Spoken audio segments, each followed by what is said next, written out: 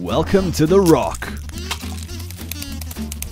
We hope what you watched today inspires you, and we'd love to hear your questions and comments via Twitter at The Rock of York. You can also find us on Facebook or contact us through the website at www.rockofyork.co.uk. In the meantime, let's crack on.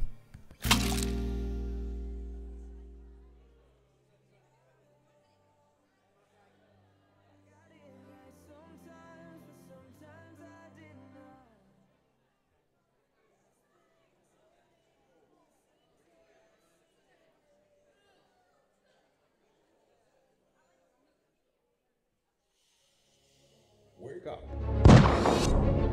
Everyone is looking for a convincing story that gives them a sense of purpose. We have one. People are precious. Your life counts. You can thrive. When we know who we are, we know what to do. We believe in new beginnings and second chances. In a joy that overcomes.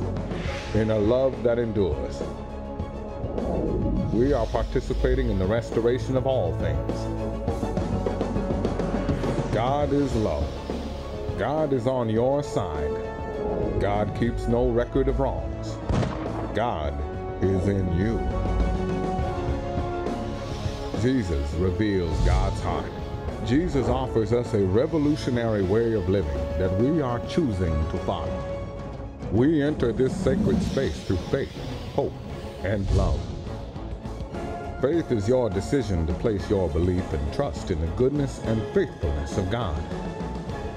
Hope is the confident expectation that the last word has not been spoken. Love is felt, received, and done. We have been to hell and back and found it's not there, and discovered heaven is where we begin. Welcome to our house.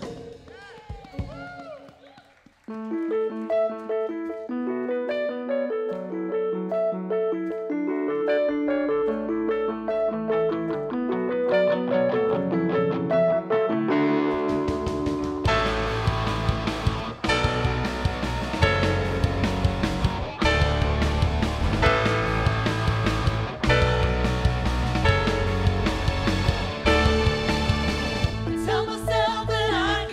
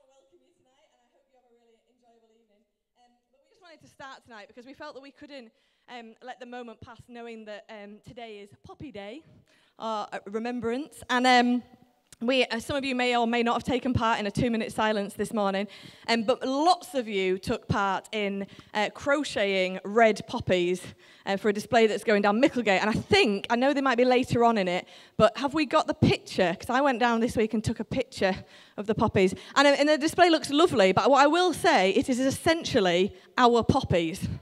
We did it. We did this display when it comes there. There we go. Can you see where it is? So if you haven't seen it, it's just down Micklegate. And you give yourselves a round of applause. Give Tim a round of applause. Where's Tim? He did a crochet poppy this time. Good effort. There he is at the back. So the display looks lovely, but we donated over 100 poppies to that as a church. So we came together and we did something fantastic together. Now, I just want to briefly touch on a moment on the poppy, because I can see many of you are wearing them, and the red poppy is traditionally the thing that we wear in this country. But you may have noticed there's a few of us tonight wearing white poppies. And we haven't done that to upset or insult anybody, but we've worn them because we've done a little bit of research on the white poppy. And the red poppy totally has its place, remembering those who went to war and fought for us to have our freedom. But the white poppy is in remembrance of all people who have lost their lives. Now, I don't know about you, but as being part of this church, one of the things I have discovered is that we have an unfounded belief that actually all people have value. It doesn't matter who they are or where they're from or what side they are fighting on. Actually, as a person, they have value. And so the white poppy represents hope in no more war. It represents peace. And it represents all casualties of war, civilian casualties, soldiers, from whichever side they are fighting on. It represents all people. And so I specifically want to touch on the idea of hope and also of peace, because I went to Amsterdam a few weekends ago and we went on a canal cruise. And it took us past Anne Frank's house. Now, if you've never been, it's an incredible memorial to Anne Frank and the stuff that went on there. And the queues go round the corner. They go for miles if you want to go and see that sort of historical house and all the displays that are in there. But there's another house just outside Amsterdam that isn't quite as famous, which is a lady called Corrie ten Boom. And she was around in the same war, I think. You might be able to correct me if I'm wrong, but I think it's the same war. And they were a Christian family rather than a Jewish family. And they took in people who had different religious beliefs to them, who had different morals to them, who generally stood out and were not necessarily the same as her family, but they took them in to save them from the concentration camps, and they hid them in their house. Now, there's a real, if you've visited either of those two houses, there is a real difference in terms of the type of displays that are there. Anne Frank's house is very much, is quite angry and quite bitter about the things that went on and the injustices, which is quite right. There were some incredible injustices that went on to the Jewish families, and that's really, the displays that are in there are very much have that kind of feel to them.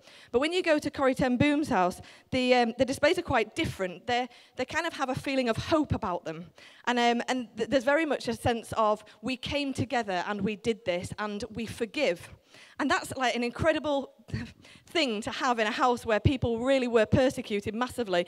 And Corrie ten Boom ended up in a concentration camp, and I wanted to show you a clip tonight because, which has her voiceover talking about forgiveness, because when I was thinking about this white poppy and the idea that it represents hope for no more war, but also peace, I was thinking, what is it in my life, what happens when I've got no peace? Why is it I have no peace? And what I realized is when I have no peace, it's normally because there is a lack of forgiveness of either myself or of somebody else in my life. And I know that often war happens because there is an unwillingness to cooperate or a lack of forgiveness over something that has gone on or something in the past. So tonight, I want to encourage you all that forgiveness is the key to this. Forgiveness is going to be the key to restoration of all of this. And we can hold on to some stuff from the past and we can be angry about it. And actually, we have every right to be angry about some stuff. But you know what? If we are going to move forward and if we are going to build a kingdom, then actually forgiveness has to be the key. And we have to move on to something new. So I've got this little clip, hopefully, lined up, which is not much of a video. It's more of a speech because Corrie ten Boom's passed away now. But it's an incredible moment for her where she discovers how important forgiveness is. So enjoy the rest of your night.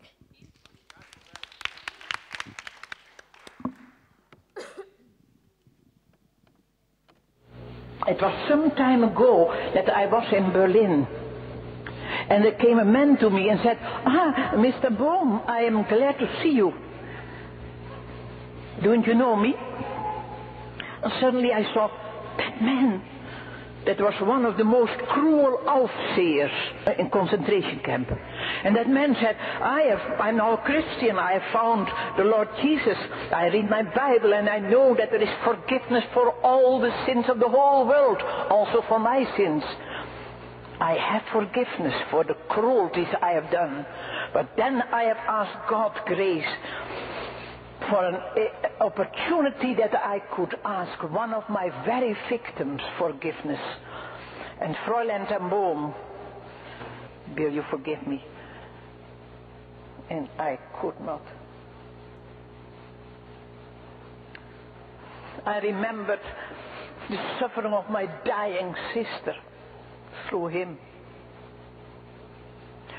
But when I experienced that I could not forgive, suddenly I knew I myself have no forgiveness.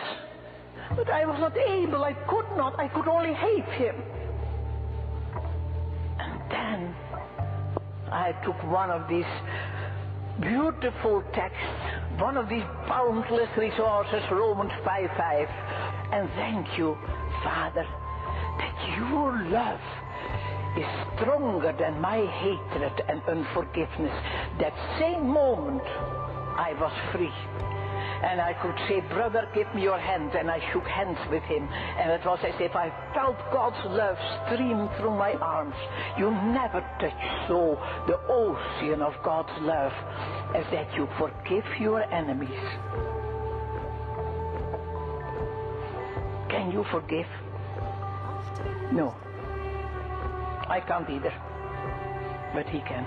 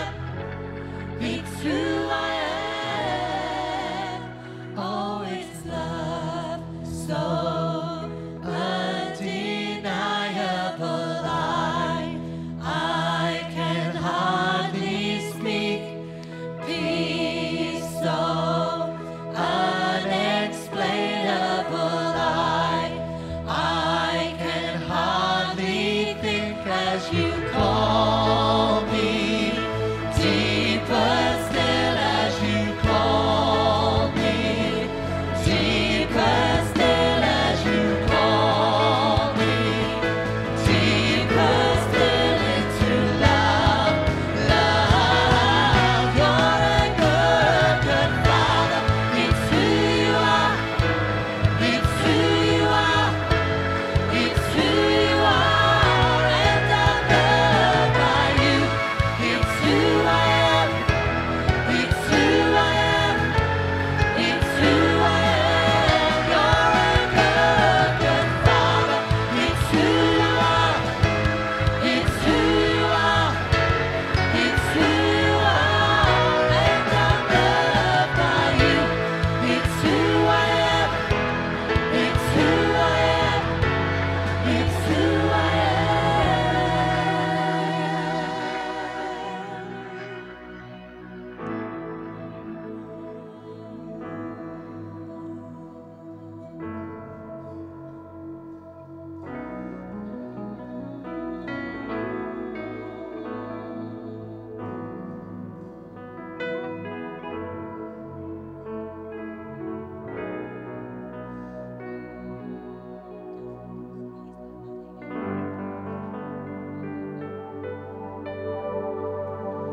He's not mad at you,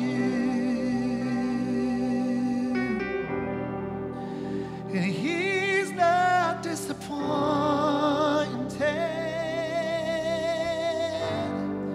His grace is greater still than all of your own choices. He is full of mercy, and he is ever kind.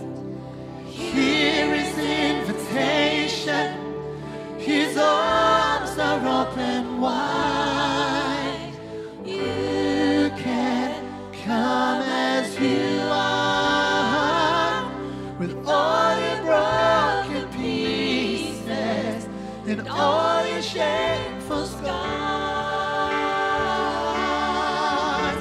The pain you hold in your heart, I bring it all to Jesus.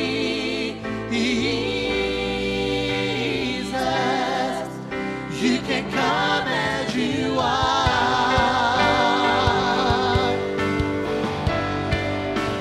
Louder than a voice that whispers you're unworthy.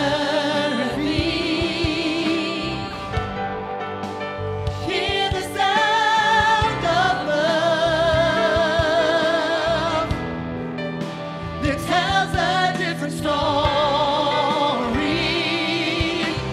shattering your darkness and pushing through the lies. How tenderly he calls you, his arms are open wide. You can come as you are, with all your broken pieces and all your shameful scars. The pain you hold in your heart, bring it all to Jesus. You can come as you are. You can come as you are.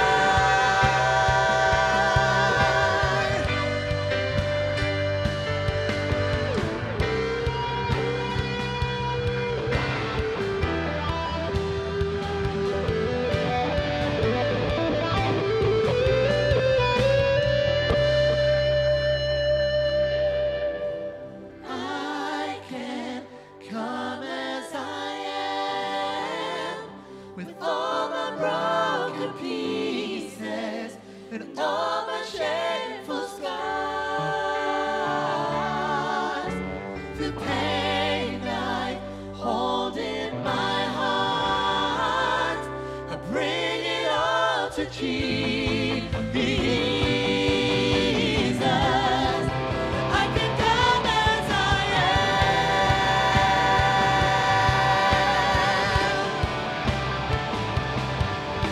And I can come as I am, with all my broken pieces and all my shameful scars. The pain I hold in my heart, bring it all to Jesus.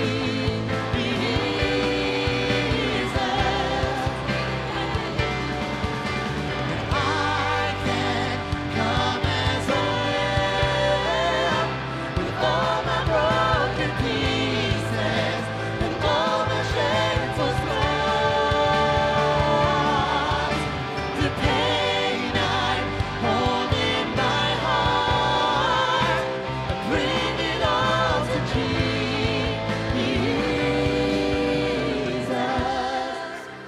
I can come as I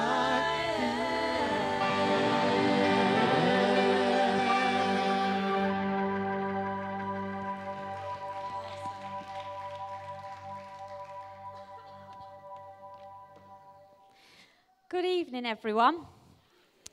I hope you're all well. I'll echo what Beth said and thank you very much for the poppies. And if you go and do a count up of how many there are, you'll know we contributed the vast majority. So we've made that very special for everyone. So thank you very much. If you are new tonight, there is a welcome card around the end of your pew somewhere. Please do fill it in so that we can keep in touch with you and update you. We won't bombard you, we promise, but we would like to let you know what's going on and keep in touch with you. So do that. At the end of our meeting tonight, we will do our Pay It Forward. We are only funded by you people in this lovely building, which is both a joy and a responsibility as well. So please donate at the end, or if you want to press the BT My Donate button, that's the easiest way to donate. So coming up this week, on Wednesday, we're watching The Shack. Who's seen it? I mean, it is an absolutely beautiful, gorgeous film, and well worth watching it again if you've seen it already. If you want to be inspired and moved and have some thinking transformed, you're going to get a bit of a taster tonight that I'm sure is going to make you want to see the rest. That's this Wednesday night. The doors open at 7 p.m. The movie starts at 7:30. It is over 2 hours long, so be warned. And please bring someone in. It would be a brilliant conversation point and a great thing to invite them to. On Wednesday the 22nd, that's what, 3 weeks, 2 weeks? Week on Wednesday. Is that only a week on Wednesday? My goodness me. Right, week on Wednesday. We're going to have a slightly different night a week on Wednesday. As you have heard from this platform, we are going in a very exciting new direction and moving to Q Church in the new year. If you are on board with that and want to have a little bit more of the detail and the inspiration behind that and what it might look like, there is a special evening on Wednesday, the 22nd of November, if you want to join that quest, and you are all welcome, and we hope you all do want to join that quest, so put that one in your diary. It's very weird doing the notices. It's very weird. I'm not sure I like it. Okay, there's no parking available at The Rock during the week commencing the 20th and the 27th of November. So that's this week and the week after. It's only going to be available for the Saturday night, and that's because we have to deal with trees for the grotto that's coming up really soon, and they need a lot of space. So can you bear that in mind? In December, I think there might be a slide for this. We have absolutely loads going on in December that we'd like you to be a part of and invite people to and get them having a taster of what we're all about. There is the Grotto on the 9th, 10th, 16th and 17th. If you're not already involved and you want to be involved, see Amy. There's also Yada, our dance academy, at our house on the 16th of December. So again, invite people to that. Get them to put that in the diary because that will be amazing. The Micklegate Mingle is on the 18th. And you are all warmly invited to come along and be part of that community. That'll be very much a night when we are partnering with people in our local community. It's going to be brilliant. And we're going to be sort of doing a bit of singing as well, aren't we? And then on the 24th, Christmas Eve, we are going to be going round the corner to Holy Trinity, to Eric Robinson's church, who's a brilliant, wonderful, amazing man. So we are going to go and invest in him on Christmas Eve and celebrate Christmas in that way together. Kids, tonight, everyone is out in the back hall, and they'll be brought back to you at the end. Okay. Whew, I'm exhausted. Right. That's a lot of notices. Okay, so to tonight, I don't know about you, but there is a difference. On Wednesday this week, or was it Thursday? On Thursday this week, I sat in this conference that we have every half term. Last time it was Alistair Campbell, who I listened to. This time, I sat and listened to Brendan Cox, who is the husband of the MP Joe Cox, who was murdered in Bradford.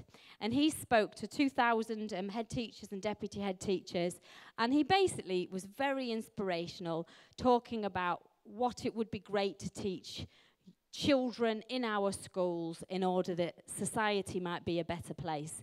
But what inspired and humbled me the most was that he could have had a reason to just decide, life sucks, I'm going to do nothing with it. He could have taken his very legitimate pain and tragedy and anger, and he could have sat with that, but instead he has chosen to turn that round and do something for the greater good in honour of his wife. And it reminded me of what we were talking about at Halloween, that you honour those that have passed best by how you live now. And I sat there thinking, do you know what, that's amazing. That man's lost everything and yet has been able to find a strength and a hope to do something else. And then I remembered that it's not just someone on a stage that I've seen that with. I've seen that with my family members, and I've seen that with so many of you in here who've had to have life hit you and decide, what am I going to do with this? What am I going to do with this now? How am I going to go from here? And so you're an absolute inspiration to me. I love that we can be an inspiration to each other. And we come here every Saturday night, not for information, but for an impartation, for something to take away that is going to propel us forward. And I have no doubt that in the next few minutes you're going to see things and hear things that, if you will allow it to be, will be an inspiration for you. And perhaps you're stuck in some of your pain, but could have a transformation tonight. And I think that would be worth coming out on a Saturday night for. So, should we agree that that can be an experience in here tonight for each one of us, and that you will be the wonderful vessel that delivers that to us now, Chris? So, welcome. Let's give her a massive welcome. Okay. Am I having this one? This is the green one. Which kids are going out? Whichever ones go, follow the gang. I'm on this green one, Phil. Is this one I'm meant to have? Okay, thank you.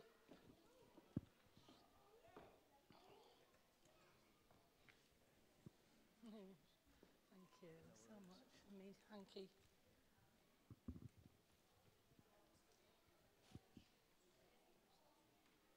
Hey? That's out of the way. It's gonna be. Okay. I've had a bit of an epiphany these last few weeks, probably because, like Jenny was saying, we did the Halloween event, and we got to thinking about, people who had gone before. It makes you think a bit, doesn't it? And the reason why it made me think is because my mum's mum, she actually passed away at 59. Now, I'm 59, and it's amazing how suddenly you get a link and you think, ooh, 59. And so if I have the same lifespan as her, well, then I haven't got very long. Haha, fooled you. And then I got to thinking about my father. He died at 70. So if I have the same lifespan as him, I've got 11 years. Ooh. Now, it makes you start to think. Now, I'm not wanting to be morbid or anything, but what Jenny was just saying, what are we doing then with our lives? Now, the reason why I said I've had a bit of an epiphany is because over the last few years, I have allowed myself to get intimidated. The journey that I have been on in a faith way has been very different to what I've known for most of my life. Now, that is quite a scary thing, because I was born into a Christian family where things were already set in motion for how things were going to be. And, of course, I just went along with it. And whether we like it or not, we get carried along. And there comes a point where we have to ask questions about what is it that I believe, not what is it that just parents have given us. And that takes a lot of courage. And we're not just talking about it in faith terms. If you want to do something that is different from the way your family have been, for instance, I'll give you a perfect example. My husband's family were miners. And if you didn't go down the mine, you weren't being faithful to the family, because that's what the family did. Now, there was another group of people in Anth's family who, what they did was go in the army. And if you didn't go in the army, you weren't being faithful. And it was like doing something different. You know, it was like weird. So don't think that it's just about faith issues. We're very much influenced by others. And there are times when we have to wake up ourselves to what is it that we understand. And I have lots of conversations with some of you who say, do you know, something's not quite gelling and fitting for me. And it's because you're waking up. You're thinking for yourself. And it's amazing. But I saw this. Do you want to put the first slide up, please? Hopefully we can have a bit of fun tonight as well. It was this. Every box of raisins is a tragic tale of grapes that could have been wine. Do you like that? Now, if you don't like wine, carry on being a raisin. I don't mind. I happen to like wine. I'm very particular. I only like a certain sort. But I like that. Now, this really hit me because I have recognized in this epiphany that I'm 59 and I sometimes think I'm a raisin rather than a bottle of wine. Because sometimes I let things intimidate me. I remember watching a program not so long ago, and some of you may have seen it. It might be a bit out there for some, but it was called The Path. And this guy was out of a particular religious organization. He suddenly came to the recognition that he didn't believe the things that he'd been taught to believe. He'd suddenly thought, this doesn't add up and I don't believe it anymore. And he went home after a retreat to his family, and his wife knew the moment that he walked through the door that he was different. And she's going, there's something wrong. What's wrong with you? No, he's saying nothing at all. There's something wrong. You've had an affair. You've had an affair, she said. No, I haven't. But guess what? The program goes on to basically point out that he would rather admit to having an affair than to admit that he'd lost faith and didn't believe anymore in the things that he'd been led to believe. Now, that is staggering. Because I thought to myself, how honest must we be when we get to a place where we say, I have got to stand here and say, I don't know anymore. There are things that I don't know.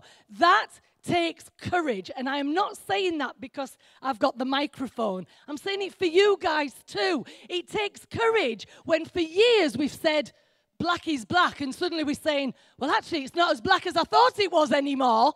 Yeah? It takes courage. And I want to make a statement tonight that I am 59 years old and I am going to be wine and not raisins. Now, some of you are going to say, well, I like raisins in my Christmas cake. Yeah, you can have them. I want the wine. Now, the Bible talks about wine making hearts glad. And the one thing I do know about my journey, and I am not forcing my journey on anybody else, but what I know about my journey is that my journey, and you're going to laugh at this because you're going to take it literally, but I'm talking figuratively as well.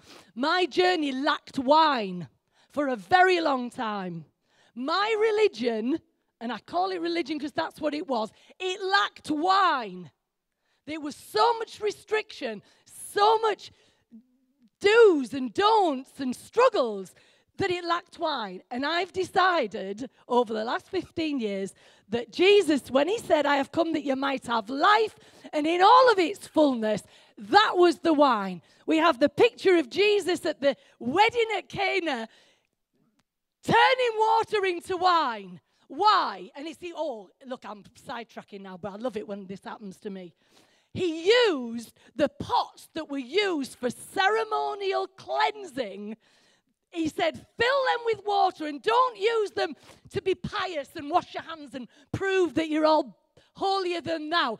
He says, fill them with water and I'm going to make it so fermented that you're going to have some fun. Right? So you've got Jesus himself not so bothered about how clean people were, but that they were free. Now, my heart.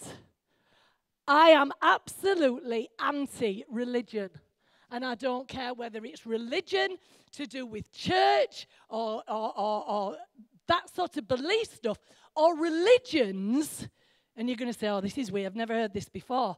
We're all more religious than you think.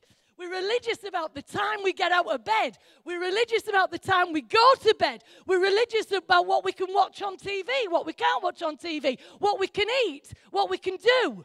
And it might have nothing to do with God at all. Right? Because we are God creators. We're not God rejectors. We've got thousands of gods that we can make in a split second, and we bow and we worship. What Jesus came to do is to get rid of it all and said, you know what? You're all right as you are because I've loved you from the beginning and it is finished. Now, we put ourselves out of business with a message like that. But boy, is it good. Now, what are we about then? We're about providing a space where we can encourage people to be free of the bondages. Remember, religion, what it means is to return to bondage. That word means, it's actually a French word, religare, and it's return to bondage. And of course, we say here, oh yes, but we're not religious. We've got a different thing going. We can be just the same. We get into bondage. But I am telling you, I am becoming wine. I am not being a raisin any longer. I am here now. Beth, thank you. You did it for me. Because she said something in a Facebook last week, and she praised me, and it was a lovely thing to do. She praised me for the passion I have to basically stand against all the shackles of religion. And I thought, well, thank you. That was very, very kind. But she encouraged me to say, right, come on, Chris. Your latter is going to be greater because I'm not going to be intimidated by anybody anymore. And you know what it is, you see? You think, yeah, this message is not as wanted. People don't want this message as much. Also, should we return to religion? Safer. No, I'm not going to do it. And you know what? I have lived now longer than the amount of life I've got left. Now, some people say, oh, that's a negative thing to say. I am not going to live another 59 years, am I? Do you think? Am I likely to be, what would it be? 118? Am I likely? I don't think so. If I get 20, I think I'll be doing all right. But are you following me? It makes you think, 20 years, what do I want to do with it? And I am saying I am not going to be intimidated anymore by anybody. I'm going to say what I feel. Now, authenticity. We all say, oh, I'm true to myself. No, we're not. We get freaked out. We want to be accepted so much. We want to be in the in crowd rather than saying, do you know what? I have got to be true to the word that's in my heart. Haven't we? Got to be. Now, I've veered off my notes altogether, and you're going to say, well, yeah, you usually do, so shut up. Being honest is dangerous. when you're honest, it opens you up to be judged, doesn't it? If you're honest. Remember the guy who said in that story a few minutes ago, he'd lost his faith. To say that was worse than actually admitting to an affair. Don't you find that amazing? Anyway, when Beth had she said, I've never seen anybody with the passion to eradicate the hurt, pain, humiliation, and misunderstanding people have experienced through religion. And I'm a force to be reckoned with. That's what she said, and I thought, do you know what? I haven't been, but I'm going to be. I'm going to be a force to be reckoned with. Right. Some of you are going to say, yeah, but we haven't been like you. We haven't experienced what you've experienced. Well, I don't know if that's true. I think there's levels of it, and some of you think, well, no, I was watching something on the TV the other night, a program called The Sinner. Anybody seen it on Netflix? There you go. Go and watch that one. Just get this.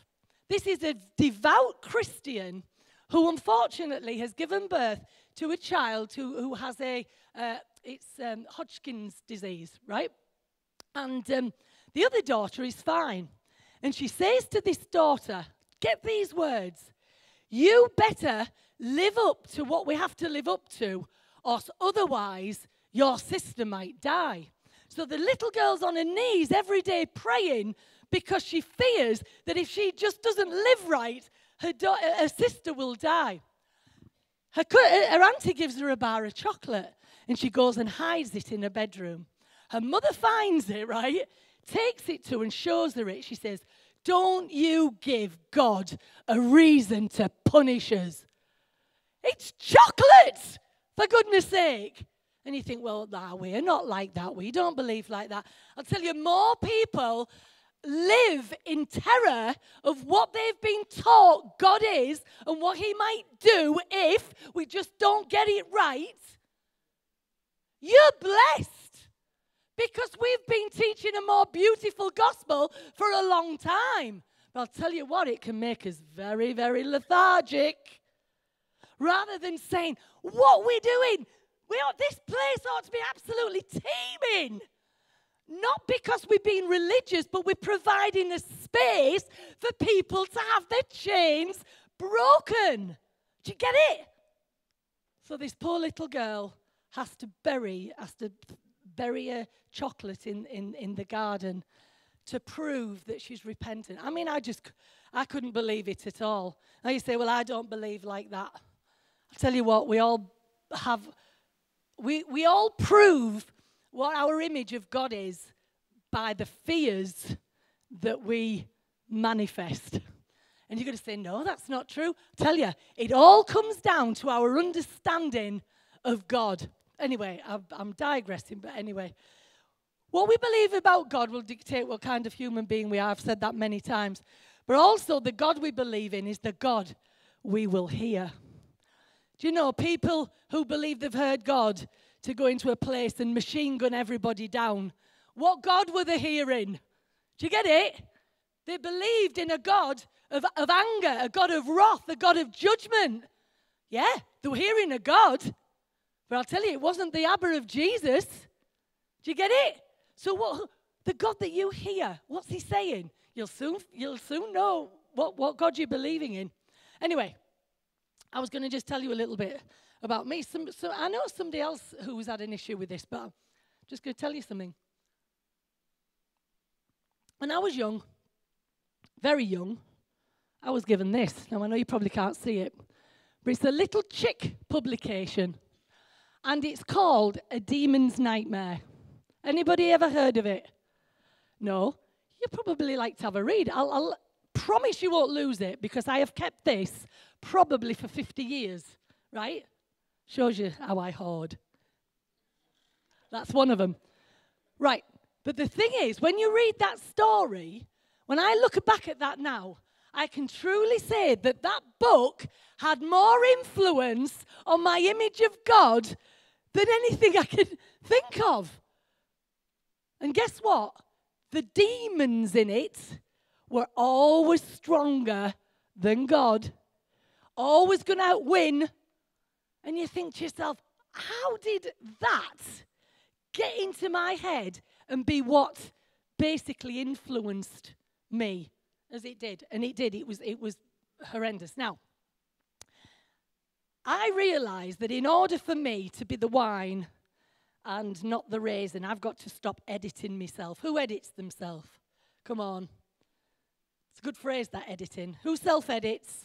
You're in a situation and you know what you want to say, but you're politically correct. Well, if I say that, they'll do this. Come on, we have got to learn to stop editing. Now, am I telling you to go and be horribly unkind to somebody? Of course not. But I am saying let's be honest and true and be authentic, right? Stop editing ourselves. Because here's the thing. Change is constant, but so is grace. So the thing is, we have got to be willing to face change without us falling apart. Because change does that, doesn't it? So my equilibrium is, let's say, what I've believed for 50 years. And then suddenly I'm challenged with a thought that challenges everything. What am I going to do? Am I going to fall apart? Or am I going to allow the grace that goes along with that change to help me survive? Is this making sense? I hope it is. So, change is interesting because security comes from our sense of certainty, doesn't it?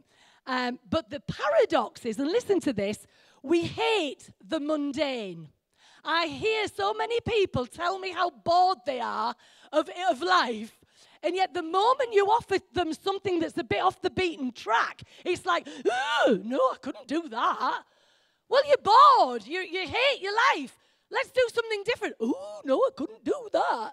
Do you get me? So we rely on it, the mundane, for our comfort, even though it is not doing us any good. Now, isn't that just unbelievable? Right, so I want you to put up a thing, because I don't know who this is for, but I really felt I was supposed to put this up tonight. Look at this. Trauma permanently changes us. This is the big, scary truth about trauma. There is no such thing as getting over it.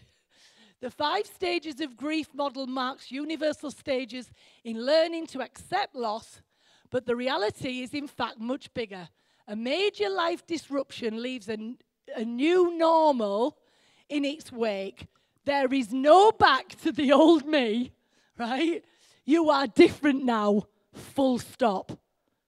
I am different now. Who's had a trauma in their life? Now, when I say trauma, I mean a real trauma. I don't mean you just got up and you felt a little bit down. Who's really suffered a trauma? It might have been a divorce. It might have been a death in the family. It might be something of a loss of a job.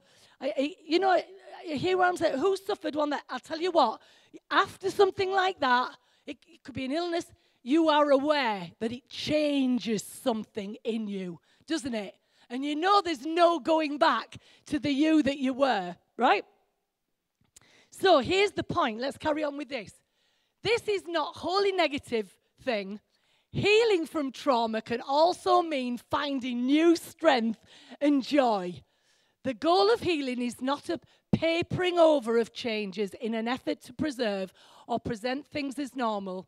It is to acknowledge and wear your new life. Wear it. Wear your new life. Warts, wisdom, and all with courage. Now, that's the point. Are we willing to wear our new life? Now, you see, you might say, yeah, but I don't know if I like it. Tough. Tough. It's here to stay. Now, something else might happen which will change you again, and you might not like that fit either. Tough. But you can wear it, your new life, warts, wisdom, and all, with courage. Courage. Oh, isn't that awesome? Okay. This community allows all of you to have a journey that is totally unique to you. We don't have a set of beliefs.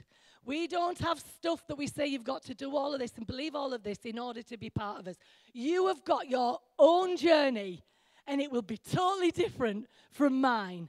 And I want to hear your journey. I want to hear your story, because I'll tell you what, I sat with Jenny Taylor the other week, and I'm not kidding you. What she told me was like being hit in the face, because I let her experience challenge my experience, and I had to say, do you know what? She's got something there, and I've got to think about that, because it needs to permanently push out the bad in me or the wrong in me in order that I can move on to something greater. Now, I could not have done that if Jenny hadn't have at least been open and honest about what she felt and believed. We disagreed, didn't we, Jenny? We disagreed. Is that a problem? No! It's for our growth. It's how we learn. But the amount of people who take the ball home when you just don't agree, for crying out loud. I asked somebody a little while ago, can we have a coffee together? It would be nice to chat and talk about, because they'd come into the church once and, different background. I says, can we have a coffee? He says, well, I don't think there's any point, is there? I says, why? He says, well, I don't think we have anything in common. I says, I thought that's the reason why we should get together. I mean, isn't that the truth? I want to know your story, because your story might actually give me something that blows my socks off. Come on, guys, in this place, let's get together to tell our stories, wear our life, trauma or no trauma. Let's wear it and be honest about it. Okay, right, I've gone off the beaten track a bit, but I want to show a clip from the shack. And I've got to set it up a little bit, but I don't want to tell you all the story because the film is going to be on Wednesday night. But what we've got to be careful of is that our beliefs don't get beautifully boxed up and sellotaped up and, marked and then put under the eaves. I've got loads of boxes under my eaves. I have loads. I really do. I'm a right hoarder. But we can do that with our beliefs and our faith. And what this is, and I just want to challenge you. I probably should have put it on. There was a little joke, a meme, and it was Jesus and Buddha having a chat, and Buddha says, I wish I'd sort of set up a rule that nobody could sort of basically decide what I looked like. I'm only giving you sort of a basic thing. And he says, because they always make me fat. Right? Buddha, which is true. I've never seen a skinny Buddha yet, have you? No. I don't know where that came from. That would be interesting to find out, wouldn't it? A skinny Buddha? Why not a skinny Buddha? Jesus then says, you think you've got problem. I've been a white, blonde, blue-eyed. Oh, it's there. There you go. Tell me about it. I've been a blonde, white dude for like 2,000 years. Now, you might think, well, I've never thought of it like that. The truth is, Jesus couldn't have been a white, blonde, blue-eyed dude. And yet the West has made him that. And then any challenge at all to it being different, then we get our knickers in a knot, don't we? And why? Because we have a static belief rather than a dynamic faith. Because I'll tell you what, and I'm not going to have time tonight because I've just gone silly. What has happened to me over the last 15 years is that I have gone from God being this dude here, right, to a power and to a widened dynamic that I would never have understood had it not been for a trauma that hit me between the eyes. And I'm grateful for that. So, without further ado, let's put on the clip, please. Thank you.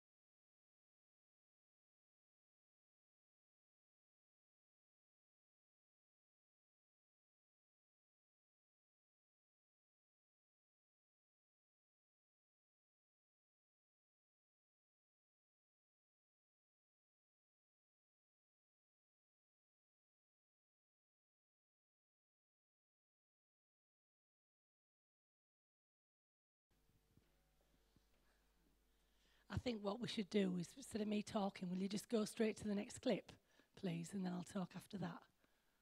Thank you. Am I dead? Do you feel dead?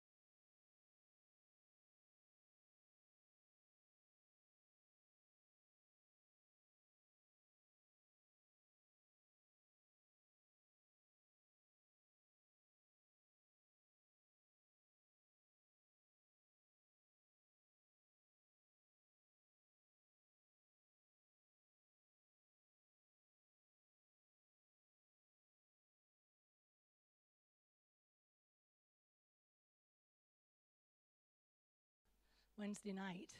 It's made you all quiet. But you see, the issue for Mac was, because of his experience, had he met God as a man at the beginning, he wouldn't have been able to handle, because his experience of life, he had a brutal father. And you'll find out on Wednesday. I don't want to give it all away for you, but so we have a situation here, and you think, what's that all about?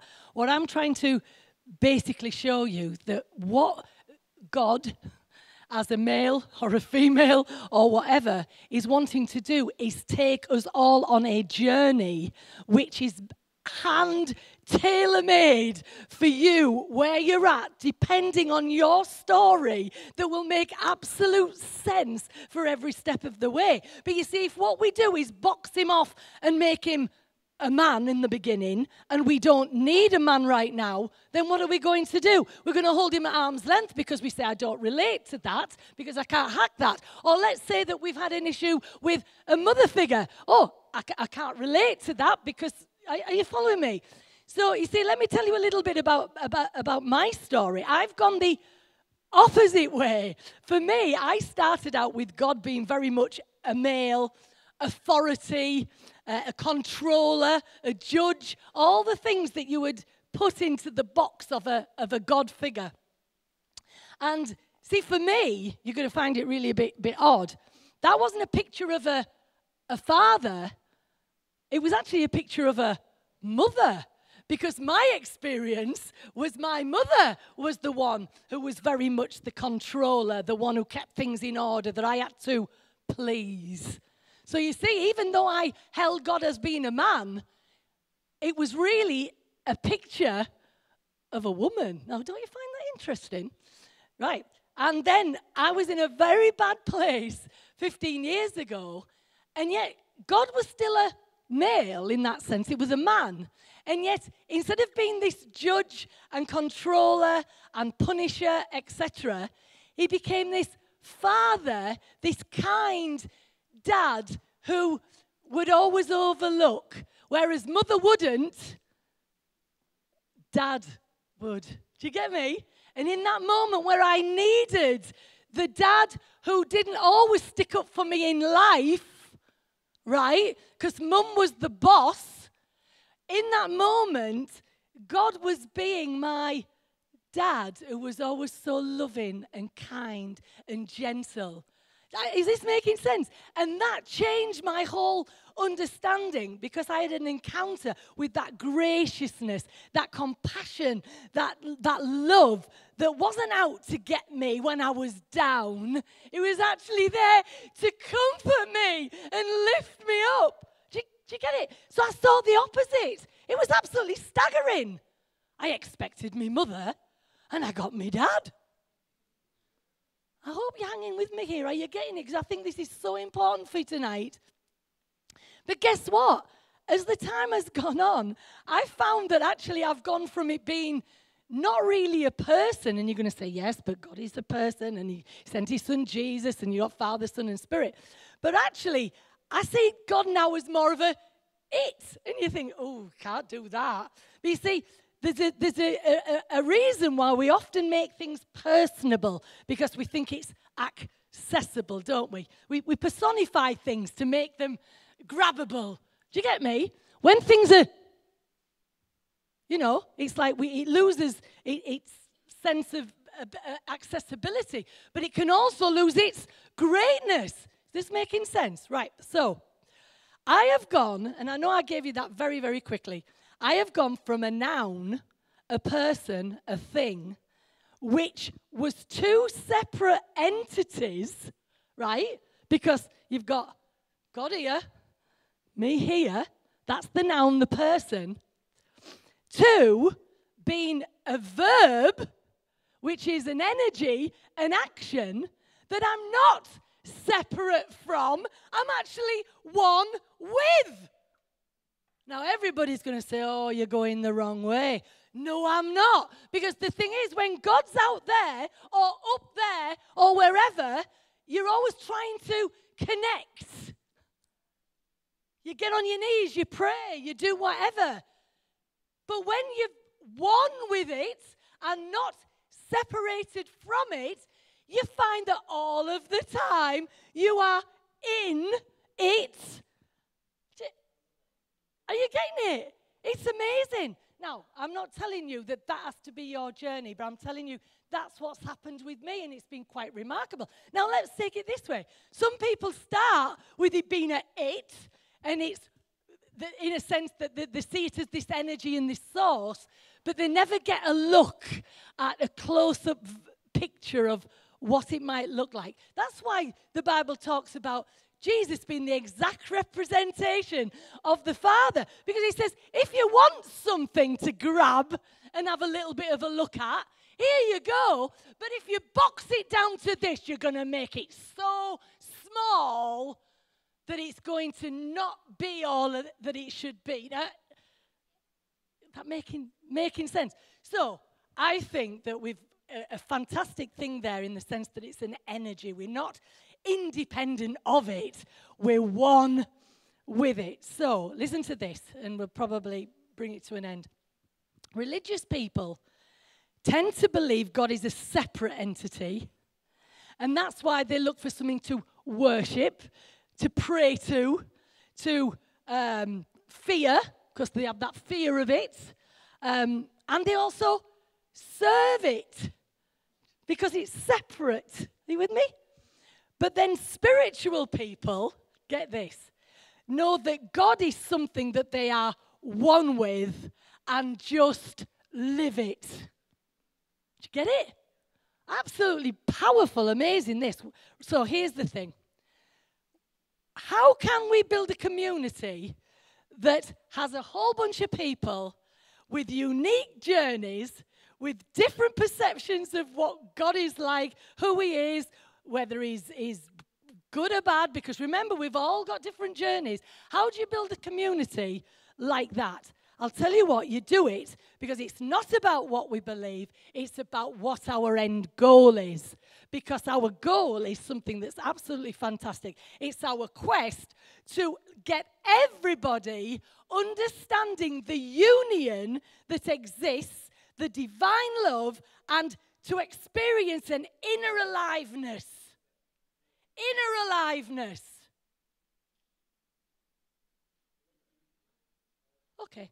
Soul abundance, and then we encourage each other to generously serve. And we would say, oh, it's serve God. No, we serve each other and we serve the world. Very different, isn't it, from all this where we're serving God, we do. No, we serve each other. If everybody was to serve each other, I'll tell you what, you'd soon stop most of the wars, wouldn't you? Serve each other. So, anyway, I believe I've gone my journey for a reason.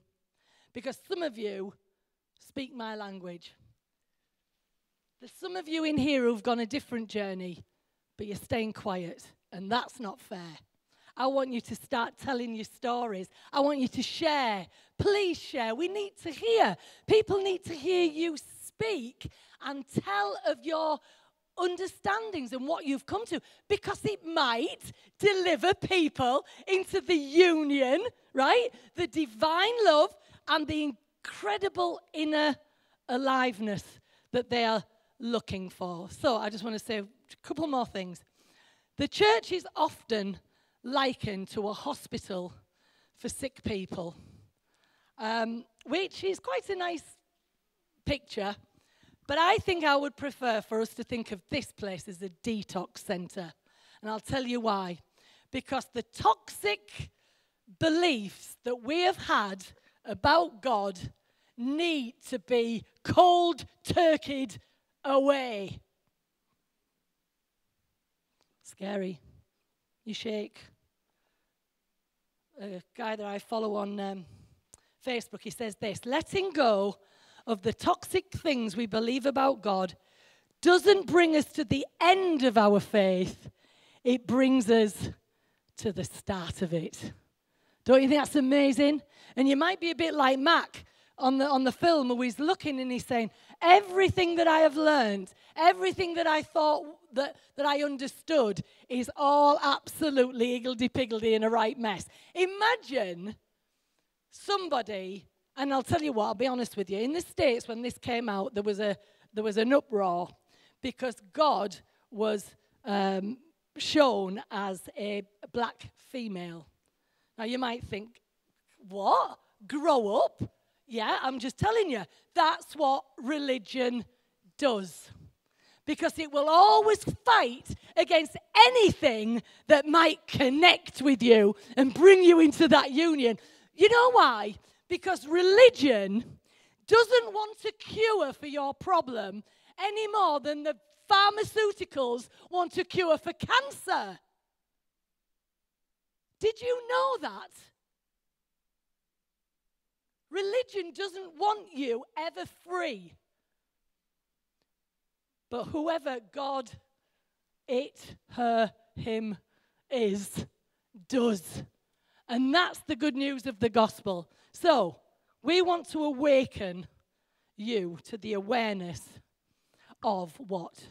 This union that already exists. It's not something that we have to run after, that we have to grasp. It already exists. We just have to wake up to it. This divine love. And we want everybody to experience this inner aliveness in order that we might generously serve each other and the world. I'm done. Was there anything else I had to show? Are we done? Nah, we're all right. We're done. Okay, so we're done. We've got a song, haven't we, to do the offering to. Offering, so we're going to pay it forward. Say offering. Still talk old language, don't I? Pay it forward. You're not paying for anything tonight, really. You're not paying for anything. You are giving in order to create a place where people can come and be told what they already are, what they've already got. Isn't that just amazing? Isn't this amazing? Okay, so let's sing this. We're going to sing, if we're honest, actually. Bit of a quiet song to end on, but actually, ask yourself the question tonight. Am I being honest to who I should be, to where I am? Am I a raisin or am I wine? And have I boxed God off? Am I allowing him to be small in my life? Or am I willing to actually allow this just widening experience and understanding? As we're singing this, let's have some honesty, shall we? Should we have a bit of honesty? Yeah, thanks. You're always on my side. I love you, treasure. You're wonderful. Let's have some honesty because it will set us free. And it's where we need to be. So, right.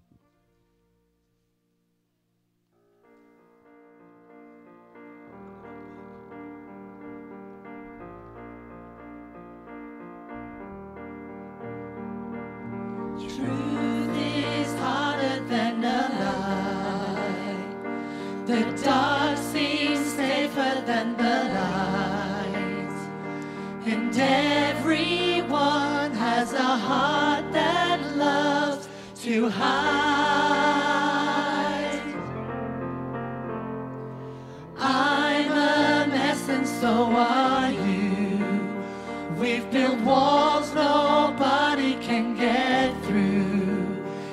Yeah, it may be hard, but the best thing we could ever do, bring your brokenness and I'll bring mine, 'cause love can heal what hurt divides, and mercy's waiting on the other side. If we're honest,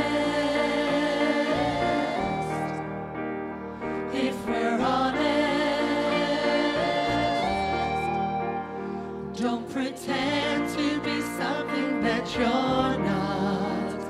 Living life afraid of getting caught.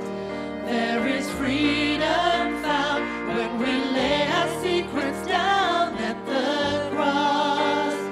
At the cross, bring your brokenness and I'll bring mine, 'cause love can heal what hurt divides, and mercy's waiting on the other side. If we're honest,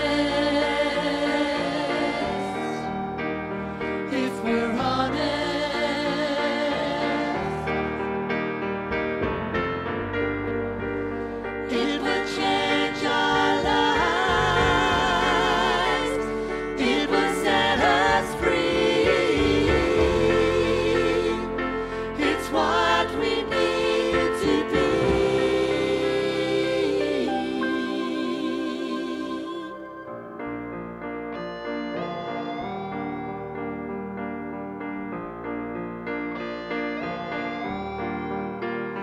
Bring your brokenness and I'll bring mine, 'cause love can heal what hurt divides, and mercy's waiting on the other side.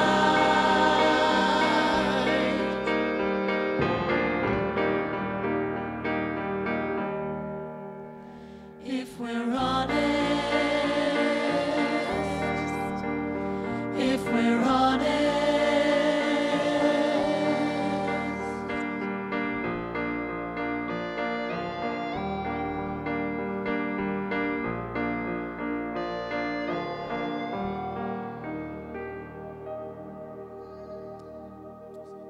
Thank you.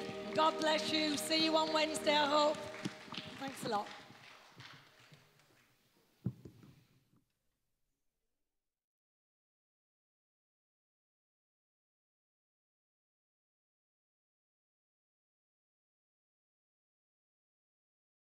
Thanks for watching. You can find out more about all The Rock is doing locally and internationally at www.rockofyork.co.uk. If you consider yourself part of our growing global community, then why not support The Rock from wherever you are? Just hit the donate button on our homepage to help us help others.